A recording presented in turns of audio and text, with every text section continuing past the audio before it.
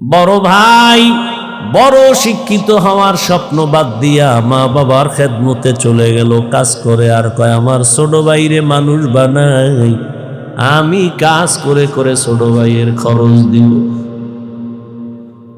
ছোট ভাইরে কষ্ট করে করে মানুষ বানাইছে, কিন্তু বহু ছোট ভাই বড় ভাই মানুষ হইতে পারে না, শিক্ষিত না হয় ছোট ভাইরে বানাইছে। ছোট ভাই এখন চাকরি করে, বড় ভাইয়ের খবর নেয় না।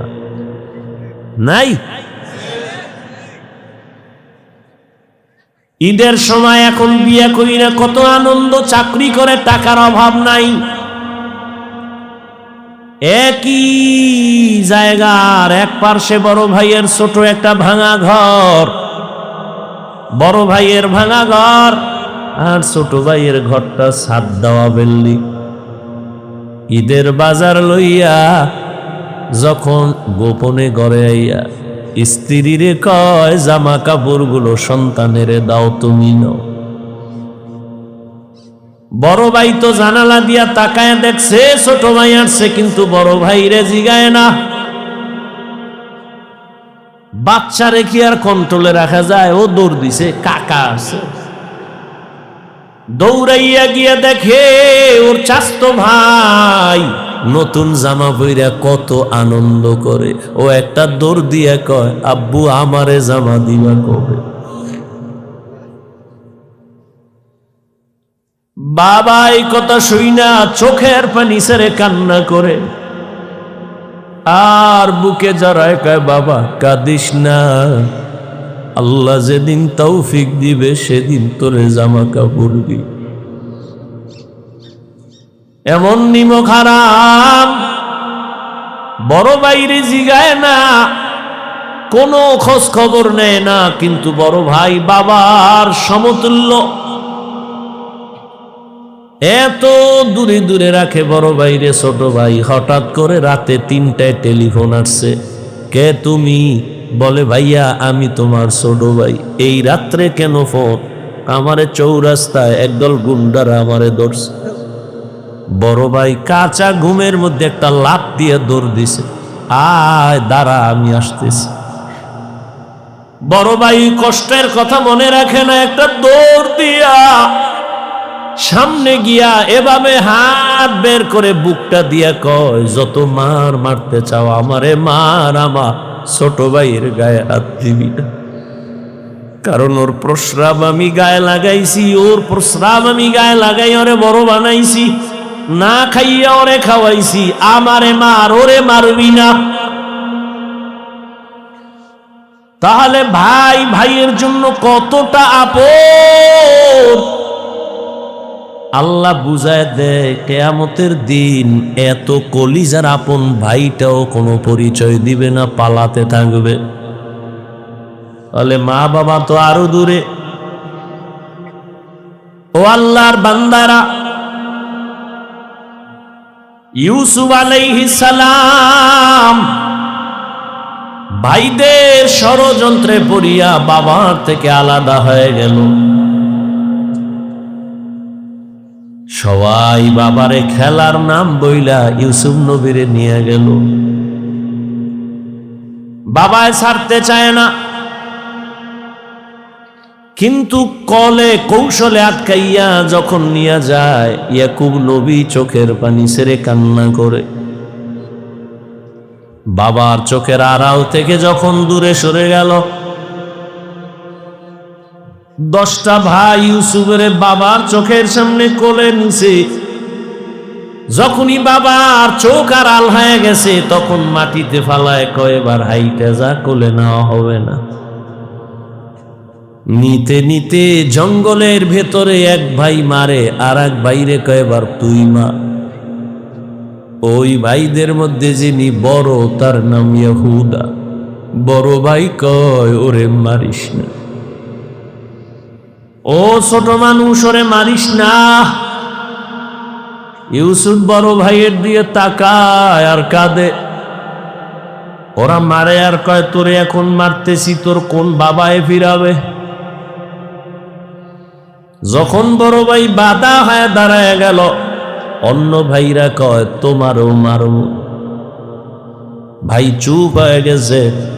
কূপের কিনারায় নিয়ে জামা খুলিয়া যখন ইউসুফের রশি দিয়া বাঁধে ভিতরে ফালাবে কূপের মধ্যে, ইউসুফ নবীরে যখন ফালায় অন্ধকার ময়লা পানির ভেতরে, আমার আল্লাহ বরদাস্ত করতে না পেরে বলে, জিবরাইল যাও, আমার ইউসুফের বস্ত্র যেন না খুলে জান্নাতি একটা জামা নিয়ে পরায়া দাও, আর নিচে পাথর দেও, ময়লা পানি যেন ইউসুফের গায়ে স্পর্শ না করে, ইউসুফ পাথরের উপরে দাঁড়ায়া যাবে। ওরা রশি দিয়া বেঁধে যখন ভেতরে ছাড়ছে, কিছু দূর যাওয়ার পরে উপর দিয়া রশি কেটে দিয়েছে। ঘাম কইরা পইরা পাথরের উপরে ইউসুফ দাঁড়ানো, জান্নাতি জামা পরা, আর আলো তো লাগবে না। ইউসুফ নবীর চেহারায় পুরো অন্ধকার, কূপ আলো হয়ে গেছে। শুনিদা কায় বুয়াদ মানন্দ দিদা তোরা দিদা ও ইউসুফ শুনিদা। সবাই চলে গেল। কৃত্রিম রক্ত লাগায় বাবানে ধোকা দিছে, আপনারা জানেন। বাবায় তো বুঝে ফেলছে, আল্লাহ স্বপ্ন যোগে আগেই জানায় দিছে এই ষড়যন্ত্র চলে। বাবায় বলে না 10 ভাইয়ের কারণে ষড়যন্ত্র। সবাই আনন্দে আছে, ইউসুফের তো বাগে খেয়ে ফেলছে, কিন্তু ফাঁকে ফাঁকে ফাঁকে ফাঁকে 9 ভাই আর খবর নেয় না। বড় ভাই ফাঁকে ফাঁকে যায়, খবর নেয়। হালকা পাতলা নাস্তা নিয়ে ইউসুফের রশি দিয়া ভেতরে দেয়। হঠাৎ একদিন আইসে দেখি কূপের মধ্যে ইউসুফ নাই। ওই ব্যবসায়ীরা আইসে রে বালতি নিয়ে পানি উঠাবে, ইউসুফের পায়া নিয়ে গেছে, কাফেলার মধ্যে নিছে। বড় ভাই পাগলের মতো হয়ে গেল, কই আমার ইউসুফ গেল। অন্য ভাইদের ডাক দিছে, আয় তাড়াতাড়ি, ইউসুফ তো কূপে নাই। মায়া বুঝানোর জন্য ওদের বলছে, কিন্তু ওরা যে ষড়যন্ত্র করবে তাও তো জানছে। বড় ভাইয়ের অন্তরে মায়া, এক পর্যায়ে তো তারে ইউসুফের নিয়ে গেল মিশরে। বিশাল ইতিহাস। আল্লাহ তাআলা একটা সূরাই নাজিল করছেন, সূরা ইউসুফ। মিশরে যখন আল্লাহ পাক ইউসুফ নবীর অর্থমন্ত্রীর দায়িত্ব দিলেন, দুর্ভিক্ষ লেগে গেছে সারা দুনিয়ায়, মিশরের আশেপাশে। ইয়াকুব নবীর এলাকায় দুর্ভিক্ষ, খানা নাই, উপবাস। ইয়াকুব নবী কয়, যাও মিশরে, ফ্রি খানা দেয়, যাও তোমরা 9 ভাই, তোমরা 10 জন চলে যাও, যাইয়া তোমরা ওই মিশর থেকে কিছু খানা নিয়ে আসো, আর কিছু টাকা ছিল পুরান টাকা, এটাও নিয়ে যাও। খানা আনতে যায় মিশরে। আল্লাহর কি কুদরত! ইউসুফ নবী সিংহাসনে আছেন, দায়িত্বশীলরা খানা দেয় লাইনে দাঁড় করায়া।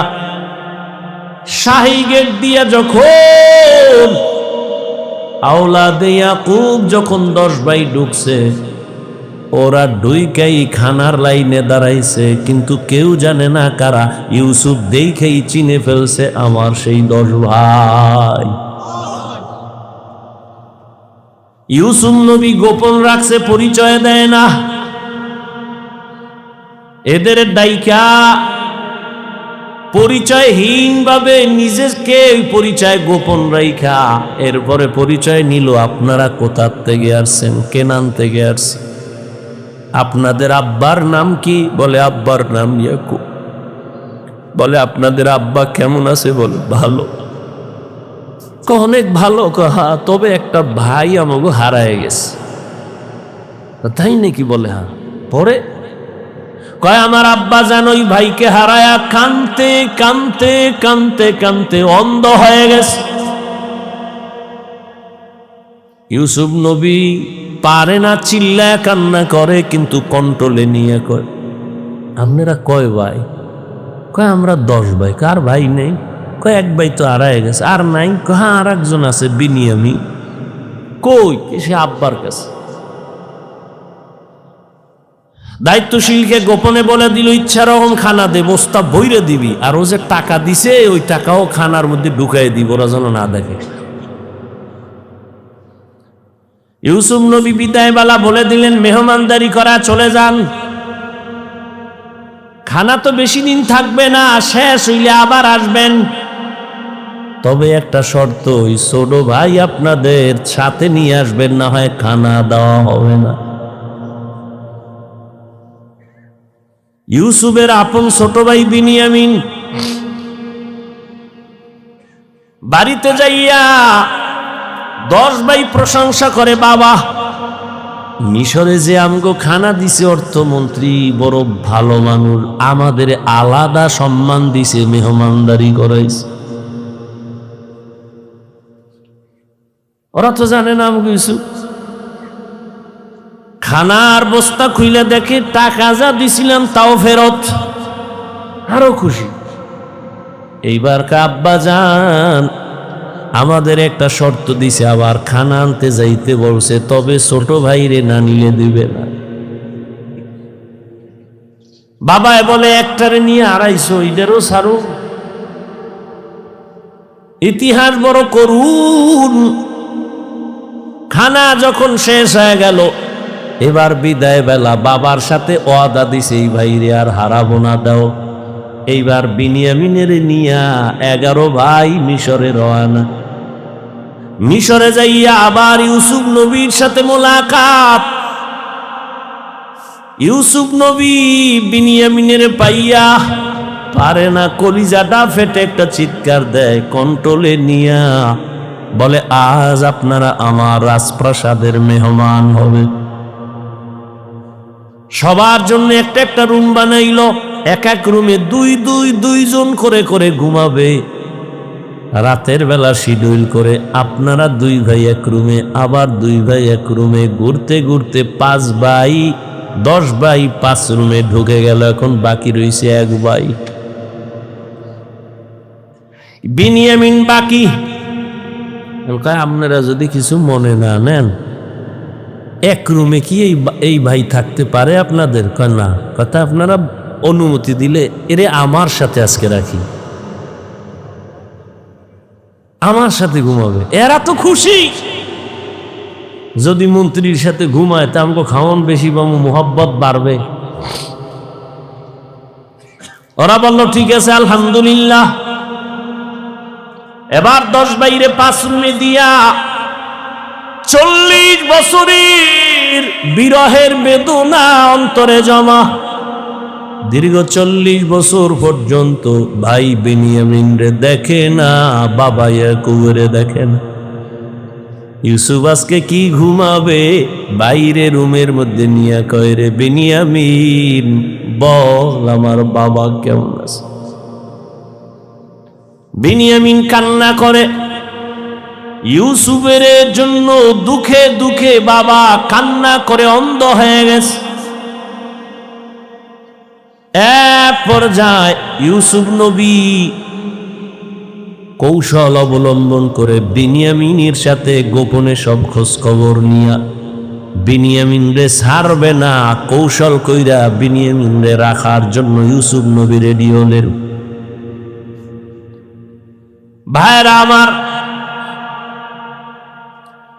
10 ভাইরে আবার খানা দিয়া বিদায় করেছে। ইউসুফ নবী বিনিয়ামিনকে রেখে দিলেন। নিয়ম অনুযায়ী একটা কৌশল করেছেন, ওটি বলার সময় নেই। শেষ পর্যায়ে পরিচয় ইউসুফ দিয়া কয়, আমারে চিনবা না, আমি তোমাদের সেই হারানো ভাই ইউসুফ। কান্নাকাটির এক অবস্থা। বলে আজ আমি তোমাদের উপরে কোনো প্রতিশোধ নিব না, যাও আমার বাবারে সালাম জানাও, আর আমার একটা জামা আছে জামাটা নিয়ে যাও। আমার আব্বা জান অন্ধ,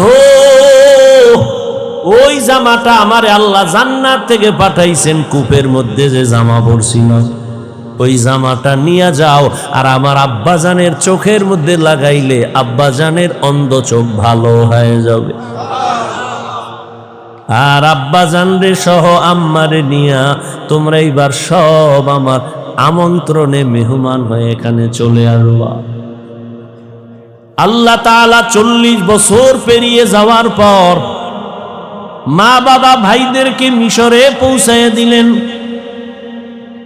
এরে আল্লাহর গোলাম, এই ভাই ভাইয়ের জন্য যে কত মায়া কত মোহাব্বত, কিন্তু এমন দুনিয়াতে আসলাম যে ভাই ভাইকে জবাই করে এই দুনিয়াতে আমরা আসছি, জানি না মইরা গেলে আমগো ভবিষ্যৎ আর কত খারাপ হয়।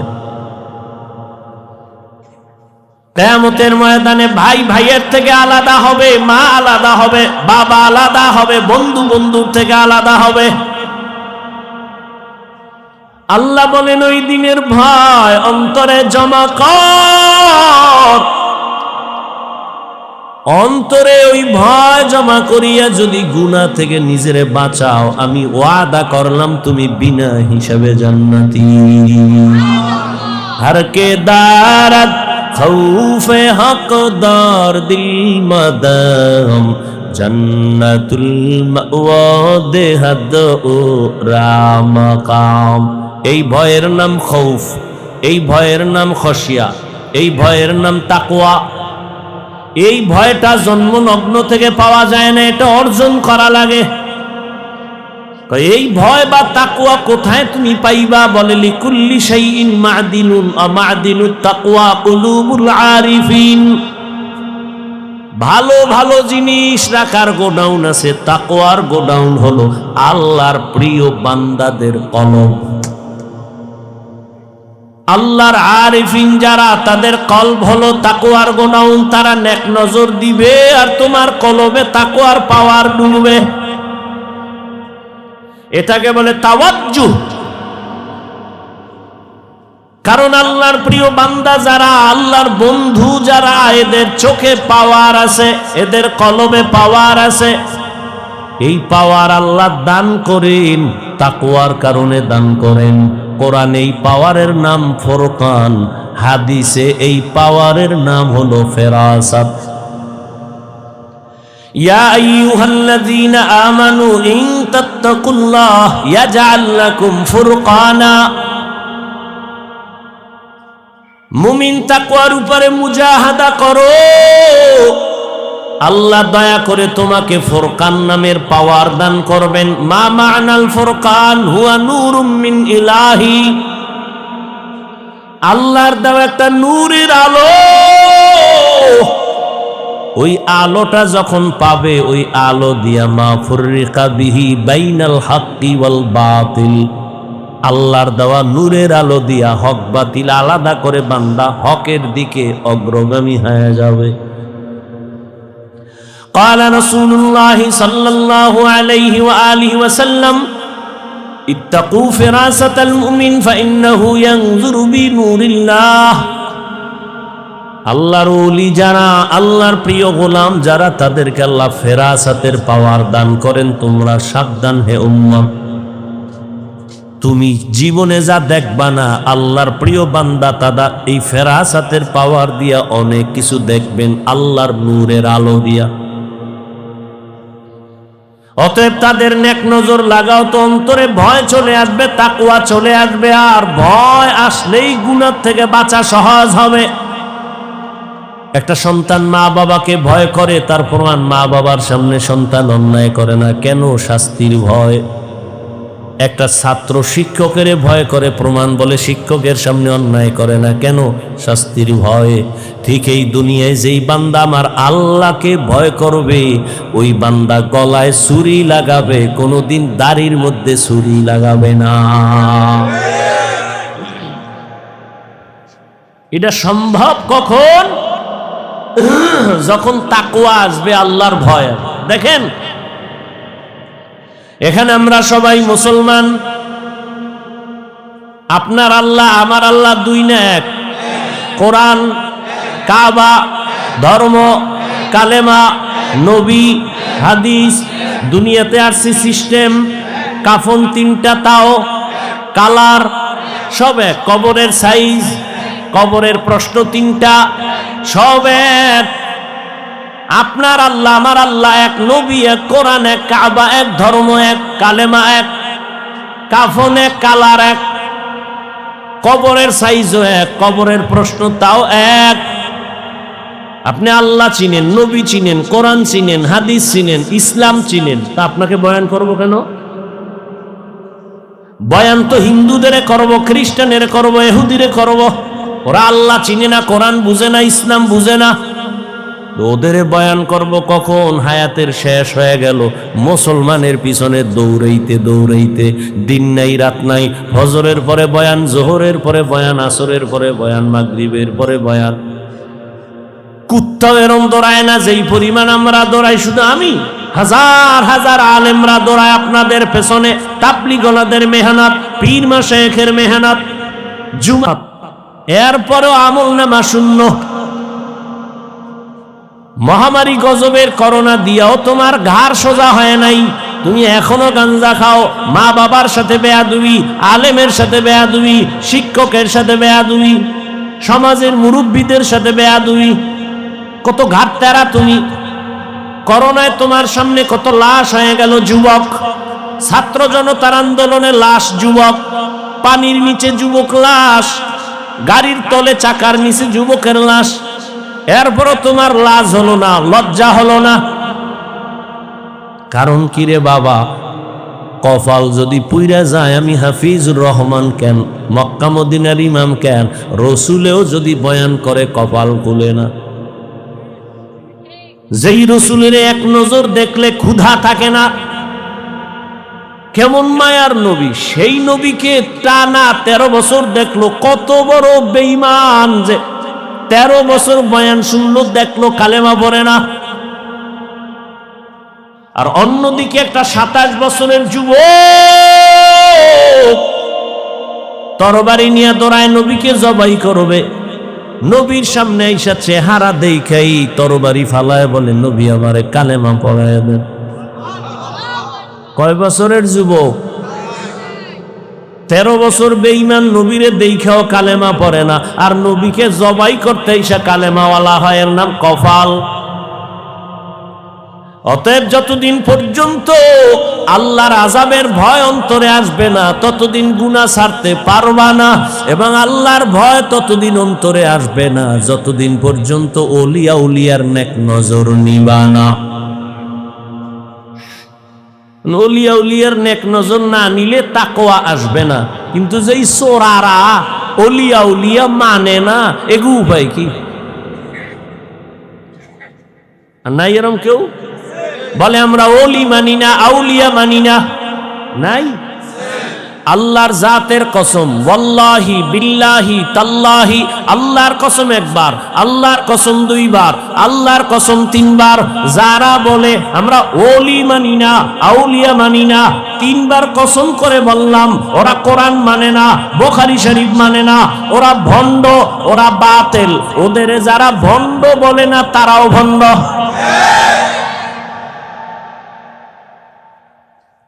আল্লাহ হেদায়েত দান করুন। وَأَمَّا مَنْ خَافَ مَقَامَ رَبِّهِ وَنَهَى النَّفْسَ عَنِ الْهَوَى فَإِنَّ الْجَنَّةَ هِيَ الْمَأْوَى। আল্লাহর আদালতে দাঁড়াইয়া হিসাব দেওয়ার ভয় অন্তরে জমা করো। এই ভয়টা যখন এসে যাবে, তখন স্কুল পড়ুয়া ছেলেও নামাজে দাঁড়ায় যাবে, জেনারেল লাইনের ডাক্তারও দাড়ি রেখে দিবে। এরকম নাই? আমি কি তোমাকে এতক্ষণ যে বয়ান করছি যুবকেরা, আমি কি একবারও বলছি আমার মতো পাস করলি লাগা? আমি বলছি আমি কওমি মাদ্রাসার সন্তান, স্কুলে তালা লাগায় মাদ্রাসায় ঢোক। আমি তাবলীগের লাইনের সন্তান, আমি পীরের মুরিদ। একবারও বলি নাই তাবলীগ না করলে জাহান্নামী, পীরের কাছে না গেলে জাহান্নামী, একবারও বলি নাই। বড় আমি বলবো রে যুবক, স্কুলে পড়ো, কলেজে পড়ো, চাকরি করো, ব্যবসা করো, বাধা নাই। ডাক্তার হও, ইঞ্জিনিয়ার হও, প্রফেসর হও, সাংবাদিক হও, তবে দাবি আমার একটা, বেয়াদব হইও না। মা বাবার দোয়া নাও, শিক্ষকের দোয়া নাও, আলেমের নেক নজর লাগাইয়া ডাক্তার হলে তোমার জীবন সফল। তোমার মতো যুবক জেনারেল লাইনে পড়িয়া 5 বেলার নামাজ পড়ে এমন কি যুবক নাই? তোর কপালে কার বরদোয়া লাগছে রে কপাল পোড়া? তুই কেন পারো না রে বাবা? তোমার মতো তো যুবক র‍্যাব, আর্মি, পুলিশ, বিডিআরের চাকরি করে 5 ওয়াক্ত নামাজ পড়ে নাই। তোমার কপালে কার অভিশাপ লাগছে বলো? তোমার মতো যুবক ওসি, ডিসি, এসপি, এমপি, মন্ত্রী, মেম্বার, চেয়ারম্যান, ব্যবসায়ী, চাকরিজীবী 5 বেলার নামাজ পড়ে, তুমি কেন পারো না? আল্লাহ বিবেক দিছে, জবাব দাও। পশুরে বিবেক দেয় না, তোমারে দিছে। তোমার মতো যুবক রাস্তায় গাড়ি চালায়, নামাজ পড়ে, তুমি কেন পারো না? তোমার মতো যুবক জমিনে কৃষি কাজ করে, নামাজ পড়ে, তুমি কেন পারো না? তোমার মতো যুবক নদীর মধ্যে মাছ ধরে, নামাজ পড়ে, তুমি কেন পারো না? কপাল বুঝি খারাপ? কি বুঝাইতে চাও বাবা? কি আমরা ভুলে আছি? তাও প্রমাণ দিয়ে বলো যে হ্যাঁ হাফিজ ভাই, তোমরা লাইন ছাড়া আমরা ঠিক আছি। যদি কোরআন থেকে একটা দলিল দেখাইতে পারো, আমি এখন দাড়ি কেটে ফেলবো। যদি বলো কোরআনের যা আছে সব ভুল, একটা ভুল বের করে দাও, তোমার লাইনে চলে যাব, প্যান্ট শার্ট টাই লাগায় নাচ গান শুরু করে দেব। আর যদি বলো না হাফিজ ভাই, আপনারাই সঠিক পথে আছেন, শয়তানের ধোকায় পড়ে আমরা ভুলে আছি, তাহলে তোমারে গালি না, কিছুই না, বরং বিনয়ের সাথে বলবো, দুটো পা তুমি আগায় দেও, আমি পায়ে হাত রেখে বলবো, আর দাড়ি কাটি আমার নবীরে কষ্ট দিও না। জীবনে তো কম আকাম করো নাই। মানুষ একটা শখ থাকে, নাচ গানে কি মজা, পার্কে কি মজা, মজা তো নিছো, এবার তওবা করো। ঠিক আছে তো, নামাজ পড়বা না, ঠিক আছে, বহুদিন খুয়াইছো, নামাজ পড়ো না, এখন ফিরো। তোমার কি এখনো শখ মেটে নাই? আরো নামাজ ছাড়বা? আর কোন ধান্দায়, কি পাওয়ার আশায়, কার পিছে ঘুরে নামাজ ছাড়ছো? কিছু টাকার আশায়? কার পিছে ঘুরো? ও তো চান্দাবাজ আর ধান্দাবাজ। যার পিছে ঘুরো ও তো স্বার্থে আঘাত লাগলে দল থেকে নাম কাটবে না, লিখে রাখ, কল্লা কেটে ফেলবে, লিখে রাখ। ও তো চান্দাবাজ, ও তো ধান্দাবাজ। ওর পিছনে ঘুরে নামাজ ছাড়ছ, ওর পেছনে ঘুরে দাড়ি কেটেছ।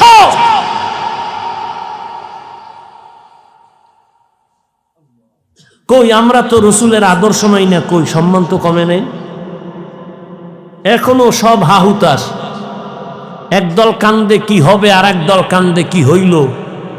আমগো তো কান্নাকাটি নেই, আমরা আগেও যেমন এখনো তেমন, ভবিষ্যতেও তেমন। চেয়ারম্যানের চেয়ারের মেয়াদ শেষ, এমপির মেয়াদ শেষ, এসপি ডিসির মেয়াদ শেষ, কোরআনওয়ালার চেয়ারের কোনো তো মেয়াদই নাই। শেষ কি? টাকা দিয়া সম্মান কিনলে প্রথম ফুলের মালা, ফাইনালে জুতার মালা। আর আমার আল্লাহর দেওয়া সম্মান যদি নেও, দুনিয়ায়ও বাদশাহ, পরকালেও বাদশাহ। হেদায়াতের মালিক আল্লাহ। কপালের বয়ান করছিলাম, কার কপাল ওমরের মতো, কার কপাল আবু জাহালের মতো জানা নাই। এখনো বলবো বিনয়ের সাথে তওবা করে নেও, মনের এতটুকু বুঝাও রে মান, জীবনে তো কম দাড়ি কাটলি না, জীবনে তো কম নামাজ ছাড়লাম না। আমার মতো তোমার মতো যুবক জেনারেল লাইনে থাইকে যদি নবীর আদর্শ মানে, তুমি কেন পারবা না? এখন থেকে তওবা করো, মরিয়া গেলে আর নামাজ ছাড়বা না, দাড়ি কাটবা না, বেপরদায় চলবা না। মা বাবার দোয়া নিয়া, শিক্ষকের দোয়া নিয়া, উলামায়ে কেরামের পরামর্শ নিয়া নবীজির আদর্শ মেনে চলবো। তওবা করার মতো যদি নিয়ত হয়, মুনাফিকি না থাকে, খাঁটি তওবার নিয়তে দুটো হাত আল্লাহকে দেখায়া দাও। আয় আল্লাহ, হাতগুলো কবুল করে নেন, তওবা কবুল করে নেন।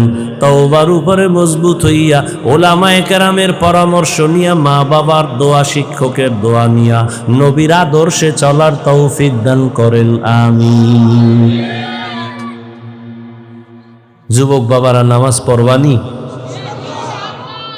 বিয়ার পর বিয়া করে কবি মাইয়ে ফলা হের বর, মাইয়ে ফলা হইলে কবি বুড়ো এলো হের বর, এরপরে আজরাইল ধরে কবি তোর শেষ, টিকিট এসে গেছে। আল্লাহ হেদায়াত দান করো। ঘুমে ধরছে? দেশি ক্ষুধা? তাহলে শেষ পর্যন্ত বৈশা বয়ান শুনবেন, ওলামায়ে কেরাম বয়ান করবেন, কেউ উঠবেন না। আমি যে কথাগুলো বললাম আমাকে আপনাদের সকলকে সহি তরিকায় আমলের তৌফিক দান করে। এখানে বসে বয়ান শুনবেন, উইঠা কেউ যাবেন, এটা আদব না, আর এটা মহব্বত না। কথা যা বলছি না মানলে